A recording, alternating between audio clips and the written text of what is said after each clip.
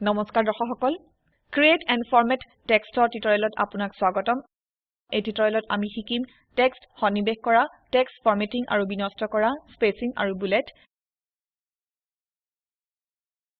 তাৰ লগতে আমি শেষত এটা সহজ ফ্লায়াৰ তৈয়াৰ কৰা শিকিম টিউটৰিয়েলটো ৰেকৰ্ড কৰিবলৈ আমি ব্যৱহাৰ কৰিছো উবুন্টু লিনাক্স 1204 অপাৰেটিং সিস্টেম ইনস্কেপ সংস্কৰণ 048.4 আমি এই টিউটৰিয়েল সৰ্বোচ্চ ৰেজল্যুশন মোডত ৰেকৰ্ড কৰিম এইটোক সকলো টুল অন্তৰ্ভুক্ত কৰাৰ বাবে যি ব্যাখ্যা কৰা হ'ব ইনস্কেপ খুলক টুল বাকচৰ পৰা টেক্সট টুল ব্যৱহাৰ কৰি টেক্সট সন্নিবেশ কৰা যাব পাৰে আমি দুই ভাবে টেক্সট যোগ কৰিব পাৰো ৰেগুলাৰ টেক্সট ফ্লোট টেক্সট প্ৰথমে আমি ৰেগুলাৰ টেক্সট সম্পৰ্কে শিকিম টেক্সট টুল আৰু তাৰ পিছত কেনভাছত টিপক এতিয়া লিখক স্পোকেন লক্ষ্য কৰক যে টেক্সট বাকচ টেক্সট অন্তৰ্ভুক্ত কৰিবলৈ ডাঙৰ হৈছে লাইন ব্ৰেকাৰ নিজে যুক্ত হ'ব সেই পিছৰ লাইনত যাবলৈ এন্টাৰ টিপক আৰু লিখক টিউটৰিয়েল আগৰ লাইনত শব্দলৈ যাবলৈ বৰ্ণমালা টিৰ আগত কাৰ্সাৰ ৰাখক এতিয়া বেকস্পেস টিপক আৰু দুটা শব্দৰ মাজত এটা স্পেস যোগ কৰক একেভাবে স্পোকেন টিউটৰিয়েলৰ তলত নতুন লাইনত http://spoken-tutorial.org লিখক ইয়াৰ পিছত আমি ফ্লোট টেক্সটৰ মাধ্যমেৰে টেক্সট সন্নিবেশ কৰা শিকিম এইবাৰ আমি আগতে সংৰক্ষণ কৰা লিব্ৰিঅফিছ ৰাইটাৰ ফাইলৰ পৰা টেক্সট কপি কৰিম সম্পূৰ্ণ টেক্সট নিৰ্বাচন কৰিবলৈ Ctrl A টিপক আৰু কপি কৰিবলৈ Ctrl C টিপক এতিয়া ইনস্কেপত উভতি আহো নিশ্চিত কৰক যে টেক্সট টুলটো নিৰ্বাচিত কেনভাছত টিপক আৰু আয়তক্ষেত্ৰাকাৰ বা বৰ্গাকাৰ টেক্সট এৰিয়া গঠন কৰিবলৈ ড্ৰেগ কৰক লক্ষ্য কৰক যে মাউস বুটাম এৰাত কেনভাছত এটা নীলা আয়তকাৰ বাকচ গঠিত হৈছে এতিয়া টেক্সট বাকচৰ ভিতৰত একেবাৰে ওপৰৰ বাও কোণত জিলিকি থকা টেক্সট প্ৰম্পট লক্ষ্য কৰক কপি কৰা টেক্সট পেষ্ট কৰিবলৈ Ctrl V টিপক ৰঙালৈ সলনি হোৱা টেক্সট বাকচৰ ৰং লক্ষ্য কৰক ইয়াৰ কাৰণ হল সন্নিবেশ কৰা টেক্সটবোৰ টেক্সট বাকচৰ সীমাত অতিক্ৰম কৰে আমি টেক্সট বাকচৰ সোঁফালে কোণত অৱস্থিত সৰু ডায়মণ্ড হ্যান্ডেল ব্যৱহাৰ কৰি এইটোক সংশোধন কৰিব পাৰো টেক্সট বাকচ নীলা ৰঙত সলনি নোহোৱালৈকে এইটোক টিপি ৰাখি ড্ৰেগ কৰক টেক্সটৰ অন্তিম বাক্য পূৰ্ববৰ্তী বাক্যৰ সৈতে জোড়া যায় এইটোক বেলেগ কৰিবলৈ শেষ বাক্যৰ আৰম্ভণিত দুইবাৰ এন্টাৰ টিপক এতিয়া টেক্সটৰ বাবে উপলব্ধ বিভিন্ন ফৰমেটিং বিকল্প শিকো স্পোকেন টিউটৰিয়েল শব্দত টিপক মেইন মেনুত যাওক টেক্সটত টিপক আৰু তাৰ পিছত টেক্সট এণ্ড ফন্ট বিকল্পত ফন্ট আৰু টেক্সট বিকল্প সহ এটা ডায়লগ বাকচ দেখায় ফন্ট টেবৰ তলত বিভিন্ন বিকল্প আছে ফন্ট ফ্যামিলিৰ তালিকা হল সকলো উপলব্ধ ফন্ট আপুনি পছন্দৰ যিকোনো উপলব্ধ ফন্ট নিৰ্বাচন কৰিব পাৰে আমি ইয়াত প্ৰিভিউ বাকচত নিৰ্বাচিত ফন্ট প্ৰিভিউ কৰিব পাৰো মোৰ পছন্দৰ ফন্ট হল বিটষ্ট্ৰিম চাৰ্টাৰ ইয়াত চাৰি ধৰণৰ ষ্টাইল বিকল্প আছে নৰ্মেল ইটালিক বোল্ড আৰু বোল্ড ইটালিক আপোনাৰ প্ৰয়োজন অনুযায়ী ষ্টাইল নিৰ্বাচন কৰক মই বোল্ড চয়ন কৰিম ফন্টৰ আকাৰ সলাবলৈ ড্ৰপ ডাউন এৰোত টিপক আৰু আকাৰ নিৰ্বাচন কৰক যিহেতু এইটো শিৰোনাম আমি ডাঙৰ ফন্ট নিৰ্বাচন কৰিম ধৰক 64 ইয়াৰ পিছত হল লেআউট এই বিকল্পৰ বাবে প্ৰিভিউ দৃশ্যমান নোহোৱাত আমি এইটোক কিছুক্ষণৰ পিছত শিকিম এতিয়া ফন্ট টেবৰ পৰৱৰ্তী টেক্সট টেবত টিপক ইয়াত এটা প্ৰিভিউ উইন্ডো তাৰ ভিতৰত টেক্সট সহ দৃশ্যমান হয় ইয়াত টেক্সটত যিকোনো পৰিৱৰ্তন কৰা সম্ভৱ এপ্লাই টিপক আৰু ডায়লগ বাকচ বন্ধ কৰক লক্ষ্য কৰক যে টেক্সট ফৰমেট হৈ গৈছে আমি তলৰ কালাৰ প্যালেট ব্যৱহাৰ কৰি টেক্সটৰ ৰং সলাবলৈ পাৰো এতিয়া মেৰুন ৰঙত টিপু ইয়াৰ পিছত http://spoken-tutorial.org URLৰ বাবে টেক্সট নিৰ্বাচন কৰক টেক্সট ফৰমেটিং বিকল্প টুল কন্ট্ৰলছ বাৰতো উপলব্ধ মই ফন্টক বিটষ্ট্ৰিম চাৰ্টাৰত ফন্টৰ আকাৰ 28ত আৰু ৰং ব্লুত সলাম ইয়াৰ পিছত প্যাৰাগ্ৰাফ টেক্সট চয়ন কৰো টেক্সট টুল ইতিমধ্যে নিৰ্বাচিত হৈ থাকিলে আপুনি টেক্সট বাকচৰ ভিতৰত যাবলৈ কেৱল টেক্সটত টিপিব পাৰে মই টেক্সটৰ ফন্টৰ আকাৰ 25ত সলাম টেক্সটক কেনভাছৰ ভিতৰত গতি কৰাবলৈ ডায়মণ্ড হ্যান্ডেলত টিপক আৰু ড্ৰেগ কৰক ইয়াৰ পিছত টেক্সটক সাৰিবদ্ধ কৰো টুল কন্ট্ৰোল বাৰত ইটালিক আইকনৰ ওচৰত থকা চাৰিটা আইকন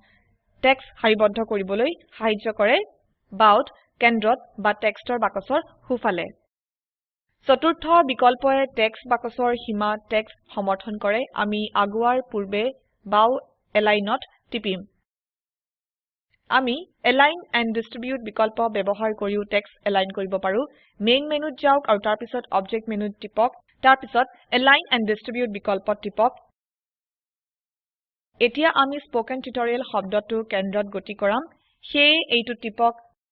প্ৰথমে চেক কৰক যে ৰিলেটিভ টু প্যাৰামিটাৰ পেজত সেট হৈছে কি নাই সেয়ে চেণ্টাৰ অন ভাৰ্টিকেল এক্সিছত টিপক লক্ষ্য কৰক যে টেক্সট কেন্দ্ৰত সাৰিবদ্ধ আছে এতিয়া তলত খালি এলেকাত আৰু কিছু টেক্সট যোগ কৰা দেখো লিখক ফাৰ্ষ্ট কেটেগৰিজ এতিয়া চেণ্টাৰ অন ভাৰ্টিকেল এক্সিছত টিপি এটা পৃষ্ঠাৰ কেন্দ্ৰত সাৰিবদ্ধ কৰক কেনভাছত বেলেগভাৱে আৰু এলোমেলোভাৱে কিছু ফৰ্চৰ নাম লিখক যেনে লিনাক্স লেটেক্স স্কাইলেব পাইথন এতিয়া ইকুৱেল স্পেচ সহ একক ৰোত এই সকলো টেক্সট সাৰিবদ্ধ কৰক শিফট কি ব্যৱহাৰ কৰি চাৰিটা টেক্সট নিৰ্বাচন কৰক এইবোৰত টিপক এলাইন বেসলাইন অফ টেক্সট আৰু distribute baseline of text horizontally লক্ষ্য কৰক যে শব্দৰ মাজৰ স্থান সমান নহয় প্ৰথম শব্দৰ প্ৰথম অক্ষৰ আৰু দ্বিতীয় শব্দৰ প্ৰথম অক্ষৰৰ মাজত সমান ব্যৱধান আছে কিন্তু শব্দৰ নিজৰ সমান ব্যৱধান যুক্ত নাই এইটো উলম্ব টেক্সটৰ বাবেও ঠিক একেই ভাবে কাম কৰে এই বিকল্প নিৰ্দিষ্ট পৰিস্থিতিত সহায়ক হ'ব পাৰে আমি শব্দৰ মাজত ব্যৱধান একেই ৰাখিম এইটো কৰিবলৈ ডিস্ট্ৰিবিউটৰ তলত প্ৰথম ৰৰ চতুৰ্থ আইকনত টিপক এতিয়া শব্দৰ মাজৰ ব্যৱধান সমান ইয়াৰ পিছত আমি প্যাৰাগ্ৰাফ টেক্সটৰ লাইনৰ মাজৰ ব্যৱধান সমন্বয় কৰা শিকিম টেক্সট বাকচৰ ভিতৰত যাবলৈ প্যাৰাগ্ৰাফ টেক্সটত দুইবাৰ টিপক টেক্সট কন্ট্ৰোল বাৰত স্পেচিং বিটুইন লাইনছ আইকনে লাইনৰ ব্যৱধান কমাবলৈ বা বঢ়াবলৈ সাহায্য কৰে লক্ষ্য কৰক যে আমি ব্যৱধান বঢ়ালে কি হয় আমি লাইন স্পেচিং 1.50 ৰাখো পৰৱৰ্তী আইকন অক্ষৰৰ মাজত ব্যৱধান সমন্বয় কৰিবলৈ সাহায্য কৰে এবাৰ আপ আৰু ডাউন এৰোত টিপক আৰু পৰিবৰ্তন লক্ষ্য কৰক আমি স্পেচ প্যাৰামিটাৰ 0 হিচাপে ৰাখো লক্ষ্য কৰক কেনভাছৰ উভয় উলম্ব কোণত ব্যৱধান আছে আমি এইটো কিছু টেক্সট দি পূৰণ কৰিব পাৰো কেনভাছৰ বাহিৰত কোনো এটা জাগাত learn open source software for free বাক্যটো লিখক ফন্টক এতিয়া উবুন্টু লৈ খলাওক ফন্ট সাইজক 22 লৈ আৰু এইটোক বোল্ড কৰক এতিয়া টুল কন্ট্ৰোল বাৰত অন্তিম আইকনত টিপক অৰ্থাৎ ভাৰ্টিকেল টেক্সট লক্ষ্য কৰক যে এতিয়া টেক্সট উলম্ব ফালে সাৰিবদ্ধ আছে সিলেক্টৰ টুল ব্যৱহাৰ কৰি টেক্সটত টিপক আৰু এইটো কেনভাছৰ বাওফালে অতৰুৱাক এইটোক ডুপ্লিকেট কৰিবলৈ কন্ট্ৰোল D টিপক আৰু এই কপিটোক কন্ট্ৰোল কি ব্যৱহাৰ কৰি পৃষ্ঠাৰ অন্য প্ৰান্তত অতৰুৱাক এতিয়া আমি প্যাৰাগ্ৰাফৰ টেক্সটত বুলেট পইণ্ট যোগ কৰিম ইনস্কেপত টেক্সটৰ বাবে বুলেট বা সংখ্যাৰ তালিকা প্ৰদান নকৰে সেয়ে এজনে বুলেট পইণ্ট নিজেই তৈয়াৰ কৰিব লাগিব ইলিপছ টুলত টিপক ৰঙা ৰঙৰ এটা সৰু বৃত্ত আকক